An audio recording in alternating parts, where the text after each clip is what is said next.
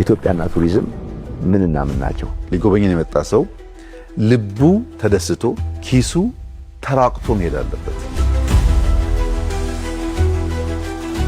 ሁሉንም ሃይማኖቶች፣ ሁሉንም ከባቢዎች፣ ሁሉንም ታሪኮች በእኩል የሚያወጣ መሆን አለበት።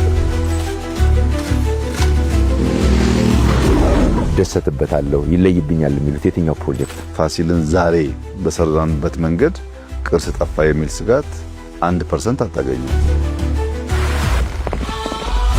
ቅርሶቹ አይጠፉም ወይ የሚል ስጋት አለባቸው። ከኢትዮጵያ በተለያየ ዘመን የተወሰዱ ቅርሶች አስመልሰናል፣ እንኳን ልናጠፋ። ማይስ ቱሪዝም ምንድነው? በአመት 10.9% ስራ የሚገኘው ከቱሪዝም ሴክተር።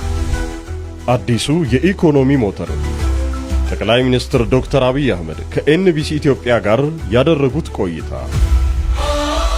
ማክሰኞ ምሽት 2 ሰዓት ተኩል ይጠብቁን።